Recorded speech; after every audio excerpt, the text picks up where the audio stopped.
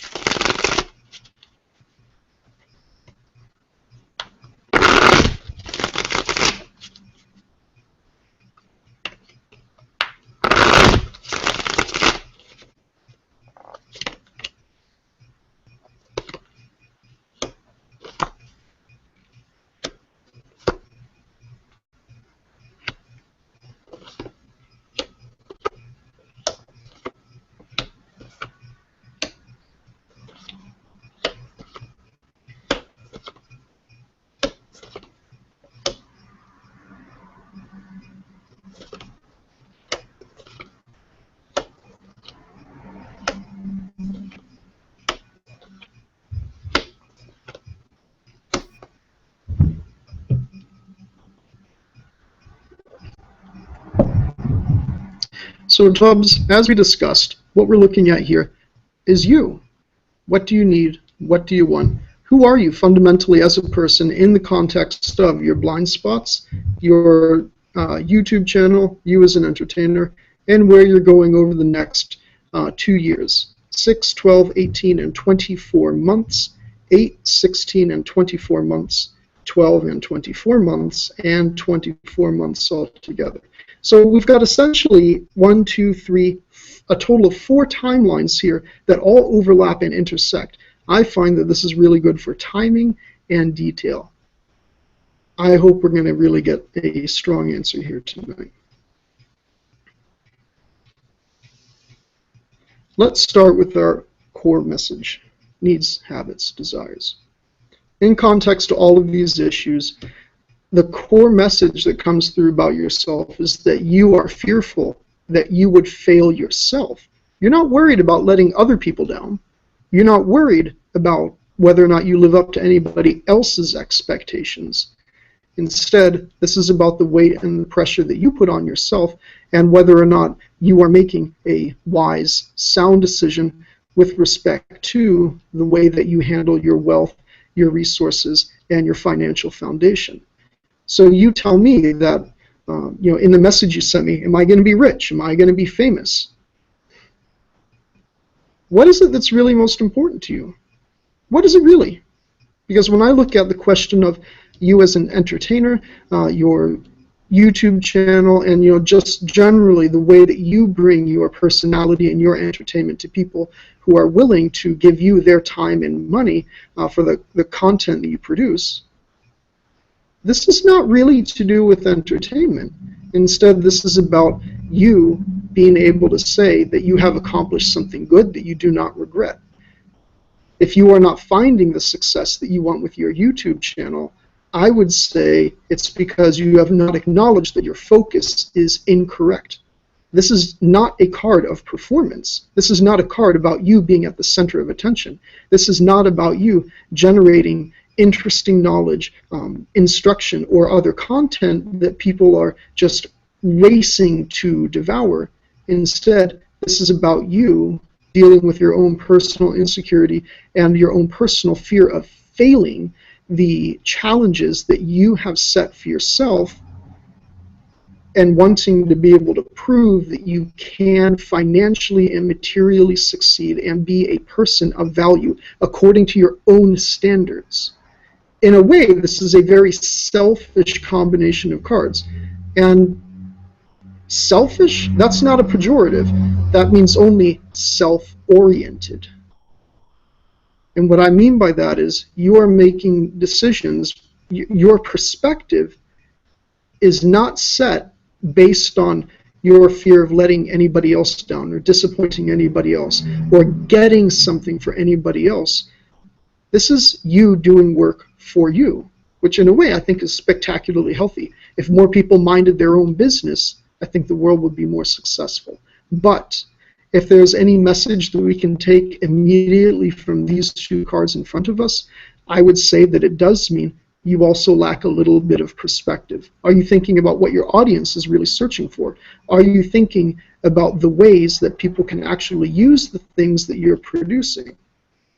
Are you making content that is good for you, or are you making content that is good for other people? There is, in fact, a difference. What do you want? Again, one of the things you ask me, will I be rich? Will I be famous? Hey, those are great questions for a tarot card reading. Everybody wants to know, will I be rich? Will I be famous? No harm in asking, but are you really certain what you want? Because again, just like your career as a YouTuber, or more broadly as an entertainer, your desires, they don't really have to do with performing. Instead, this is more about you being a sage voice and being able to share your knowledge, your wisdom, the things that you have learned from your lived experiences, which may sometimes have been painful, with friends, colleagues, associates, and other people who share your interests and ambitions. This is an interesting dichotomy between your desires and your career as an entertainer or a YouTuber, because although they both represent you as somebody who has accomplished much and is not ignorant but wise and experienced from the trials that you have chosen to put yourself through explicitly in order to achieve that, even though they're both founded on that, they go to very different directions. You want to find the richness in people, but your career as a YouTuber is about finding richness in material foundations, material success. These two things are not impossible to achieve together, but they do create a strong degree of tension, which can exacerbate your own stresses and, what's the word I'm looking for? Anxieties and shortcomings. Be consistent, be on target. It's okay if you're not sure. It's okay if you're scared. Fear can be a very powerful motivator, and it can be a really useful tool for pointing out what we're weak at or what we fear to be able to satisfy. But don't let that fear become a primary focus, because if it does, then it splits your time, your energy, and your attention, and you find yourself building two roads going in opposite directions, but building them at the same time. That's the challenge. The roads are good, but if the directions go apart from each other, that's going to split you. And that's what we have here between your true desires and your YouTube career. What you need right now is to listen to people when they are encouraging and motivating to you, when they give to you their kindness and their generosity, when they tell you that you are being too hard on yourself. I understand you've set very high goals for yourself, and there are big things that you yourself want to accomplish. That's great. Most people don't set big goals for themselves. Most people are content to take life a day at a time. And granted, there's nothing wrong with that, but if you want the sense of achieving grand ambitions, and if you want material foundations, God damn it, these are things that you have to work for. And that's good that you're working for it. But if you are your own worst critic and your own worst enemy, to the point that you are unable to hear or accept the kindness and the hope and generosity that other people give to you regarding your desires and your YouTube or entertainer career, then you are isolating yourself, and this reinforces the message that you lack perspective. And in your quest to live up to your own personal expectations, to avoid not disappointing yourself, you are in effect isolating yourself and doing a disservice to the other people who want to come along with you or who want to see you succeed, but see that you are in fact tearing yourself down instead of building yourself up. This is not a message about love and light. This is not a message about embracing your inner truth. What I'm saying is, why are you whipping yourself when the people around you are saying, hey dude, don't whip yourself, you're doing fine? Listen to people who care about you. They will help you gain the clarity that you need. Having said that, let's talk about the things that you are and are not seeing.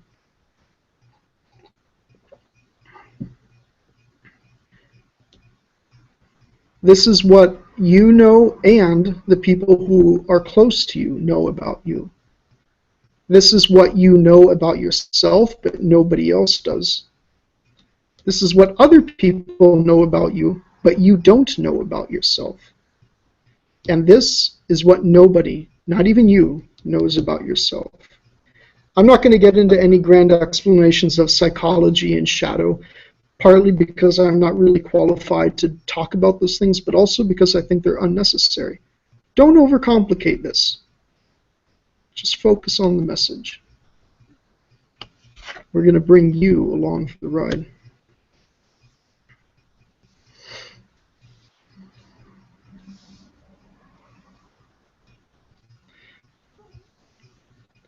So what is known to you and everybody else about you is that you are in the process right now of rapid change and transition and doing your best to figuratively kill those parts about yourself that no longer suit you.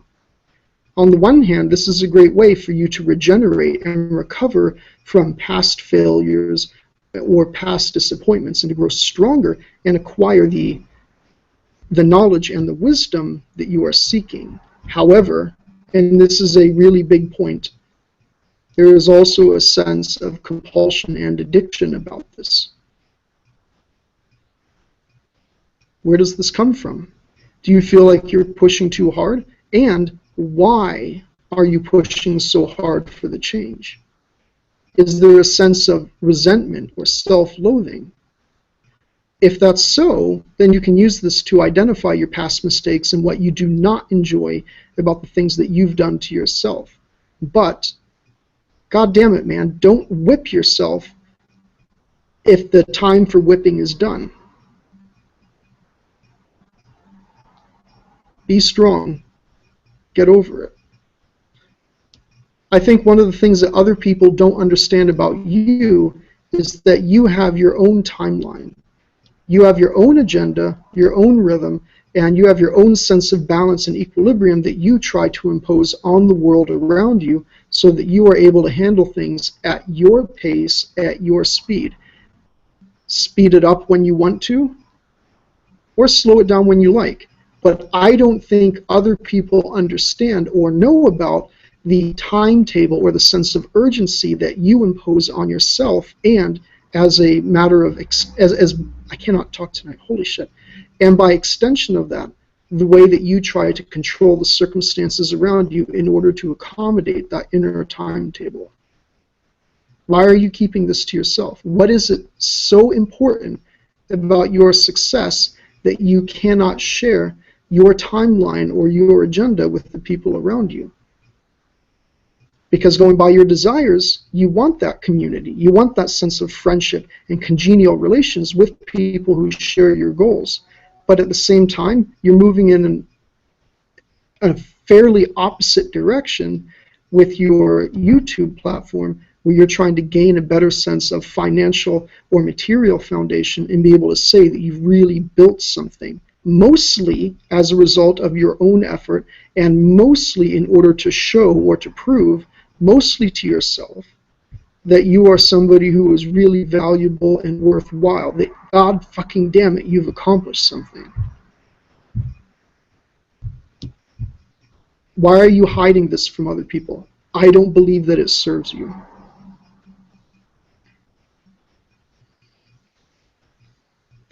Down here, we've got what other people know about you, but you don't know about yourself. Money, material success, and being able to say that you are really involved in building your sense of personal worth in the literal sense of, how much money you have, how much bank you've set aside, but also, again, in the sense that you are really, really invested in your own personal self-worth. Are there self-esteem issues, self-confidence issues? If so, who are you trying to prove wrong? Whose expectations are you trying to defy? Because, again, looking at everything else that we've explored in this reading, I think that you're trying to prove yourself wrong. I really am not trying to take this in the direction of a psychobabble, pretend psychoanalysis, but if you've got some negative self-talk going on, if you've got some self-loathing or resentment, and especially any regret relating to past choices that have delayed your financial success and your sense of having arrived in the world, you need to come to terms with that, because other people see this and they think you're being too hard on yourself. I don't know if you recognize that, though.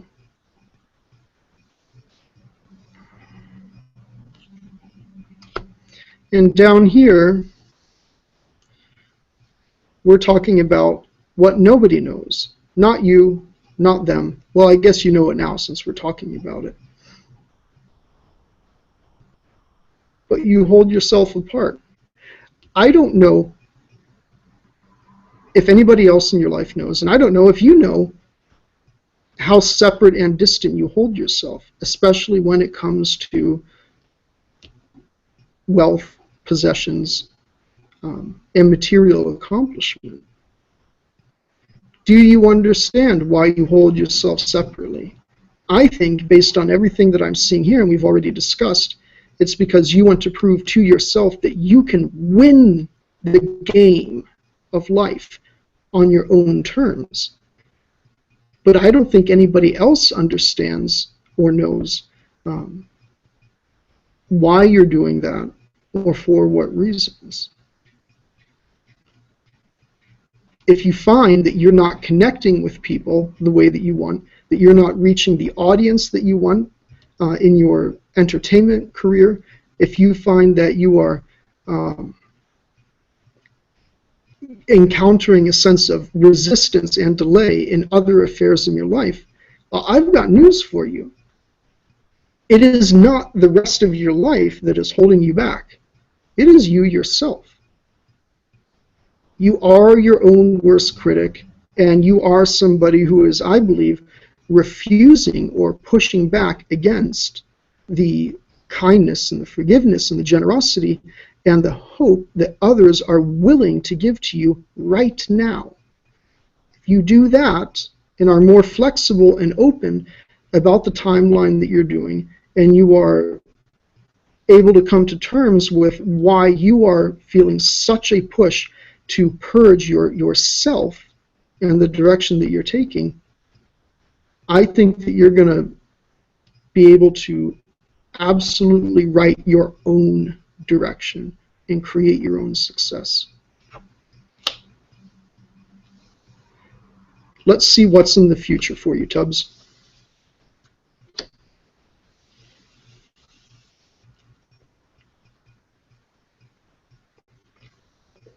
Holy crap, can you believe that? Guy asking me for cigarettes. Pete's. So as we talked about at the beginning, 6, 12, 18, 24 months out, 8, 16, 24 months, 12 and 24 months, and 24 months altogether. And we have you, your key significator, the person, the energy, the card, this, whatever you want to call it, the mojo that describes you most dominantly for this entire period of time. Cards at the bottom of the pyramid are smaller influence. Card at the top is bigger influence because this is for the entire duration, whereas these ones are passing and are only for the smaller duration. Biggest overall message that we have here is of planning and intending to grow and continue to evolve. Yeah, there's commerce, there's exchange of money during this entire timeline, but there is also loss of money. Money comes, money goes. Just looking at our top level, if you want me to tell you that I see fantastic wealth and success, that's not here. But then again, how do you define wealth and success? Do you want to have a lot of money that you're not doing anything with? Or do you want to have a life of fluid exchange where, yeah, money and resources come, but money and resources go, and you're able to apply that to whatever you see fit? I think it's better to have the latter and not the former. You may disagree. That's okay if you do. But for the 24 months that we're looking at here, it's important for you to take the long view. What is your plan? What is your intention? And how do you define success? And that is a silly question to ask maybe, but I think it's one that you especially need to answer. Because if you cannot tell yourself what is the threshold that once I cross it, I can say to myself, I have made it, I am successful, I can stop whipping myself and wearing the figurative hair shirt. What is that threshold? Do you know, do you have any plans over the next 2 years that you've plotted out that you can be able to say, I have succeeded? Because if you haven't, then you're going to be so wrapped up in your own mistakes and past frustrations that you're not even going to notice that you've succeeded in your long-term plans.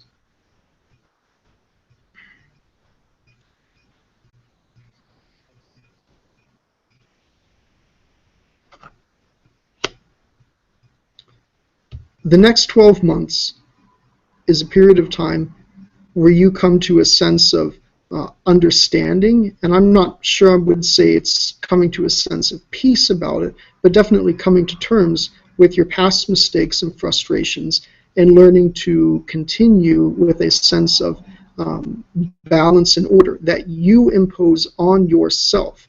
Now, the next 6 months is mostly to do with that, and especially to do with setting up your long-term financial goals and deciding what is it that you are passionate about and what risks are you willing to make a priority.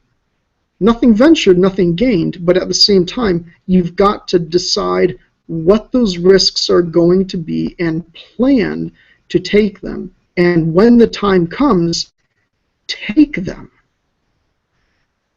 The next 6 months, you've got a lot of work to do. Figure it out, make it a priority, and when we start to get into the period of 7 to 12 months out, that's when you're really going to be implementing these things. I also see you, and again, I don't like to do any, what feels a lot like psychobabble or pretend psychoanalysis, but at the period of 7 to 12 months out, this is when I see you really understanding the circumstances in which you live. What is your life? Where are you going? What is your actual bare bones? There is no illusion here. This is full understanding, and to a degree, I guess you could call it revelation or even apocalypse. It is the ripping away of the veil. Everything is revealed, for better and for worse, warts and all. Here's our skeleton of death. This is knowledge, down to the bare bones. Exactly what your foundation is, who you are, and where you're going. This is a card of self-honesty. No pretentiousness there, no self-illusions. And this is benefited by your long-term plans that you set in the first 6 months, and it is also aided by you deciding to not be what you can't, but to maximize who you are. If you are frustrated that you're reaching for your future and it's not coming to you the way that you want, well, I've got news. It may be out of your level of stratification. It may be out of your hierarchy. That doesn't mean that you can't ever be successful, but it does mean that within this timeline, you should ask yourself, what can reasonably be accomplished within my level of stratification, within my sphere of influence, and how can I maximize that to do the best that I can at this level and move closer to the next level after that. That's a big discussion to have, because after we get into the 9th month, we take this order and this sense really of self-discipline and start turning it onto the world around you. It's not about pacing, it's not about rhythm, it's about you locking things into place, benefiting from the knowledge of past mistakes and errors, and especially from plans that you put together in the first 8 months, and utterly dominating what's in front of you. No excuses, nothing stands in your way, you push it through. And I'm not talking about like storming into ABC Studios or NBC or Fox News and talking your way into a TV segment, I'm saying with the things that you can control, where nothing opposes you, are you doing everything that you can to make it work for you? Because if you find that there are days when you are angry and frustrated about your lack of success, or you're not getting the things that you want, and yet you have open doors right in front of you and you're not walking through them, you've got only yourself to blame. Be the person who either opens or closes those doors. Be the person who props them open or locks them shut. Be the person who walks through at his leisure, but willfully and deliberately, in order to achieve when we get forward to the third 6 months. So this is 13 to 18 months out. Be the person who claims your carefully selected and carefully evaluated goals. This isn't about you grabbing every single gig that you can. This isn't about you grabbing whatever viewer, whatever audience, whatever microphone is presented to you. This is about you making a very careful selection and choosing only the best of all the options that are presented at a given time. And you only get to this point because of the work you did over the first 12 months. It's awfully hard to be an exclusive personality when you're a YouTuber, an entertainer on essentially a free open platform. But there is here a sense of exclusivity. There is here a sense of turning down some promises and opportunities to focus only on the best. This is like, would you rather eat McDonald's every day for a month, or would you rather cook at home, save your money, and then go to a nice steakhouse where you're waited on by a man who wears a fucking suit and not a name tag and talks to you like you are a person of privilege? That's what we're talking about here. And this also falls against a backdrop for the entire second year of you being involved and cooperating with the people who share your common goals and interests. Have you let them in? Have you done the things over the next 12 months in order to set the groundwork to bring on other presenters, or to bring in other people who are going to cooperate with you on your goals and your interests? Because this is a path to success, but I see beginning in the second year, you can't do it alone. This is a team effort by people who have a similar ambition as you. Those people are out there and talking about your needs, the star, to pay attention and listen to the good word and the generosity and the hope and the encouragement that's being given to you by other people. That's where you're going to find that team of people who comes together for you here in the second year. This doesn't mean that you're going to keep ignoring them for the next 12 months, but it does mean when you get into the second year, your path to success is a joint venture. At least one other person who may in fact already be your friend. Continuing into the last 8 months of this 24-month reading, so we are months 17 to 24. This is where we really get the concentration of knowledge. We talked earlier in the reading about your YouTube entertainment here. We've got our 3 of diamonds, and your desires, the 3 of air.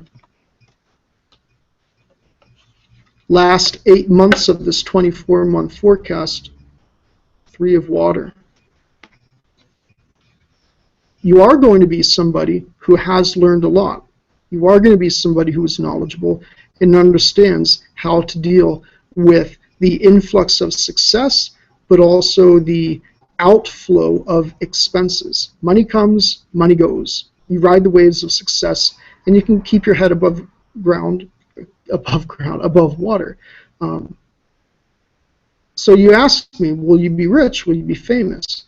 Well, fame isn't particularly here or there, but when we get up to the last 8 months, there's absolutely money, an exchange of money, and you feeling like you're really able to finally let go of any self-imposed hurt and recover from any past wounds that you have been unable to move past, or that you have not identified and have hindered your success. What I'm seeing here is that up 24 months out, you're going to have the success that you want. You're going to be the person who you want to be. If you do the things we talked about. That's what I've got for you in this reading. I hope you found it insightful. I hope it was helpful. Maybe it was spooky accurate. Maybe it was just spooky stupid. At any point, we've reached the end of this reading. If you have any other comments for me, you know where to find me. And if you're watching along and I've somehow struck out and this message is not applicable, well, you had a good laugh at my expense. At any rate, hail Satan.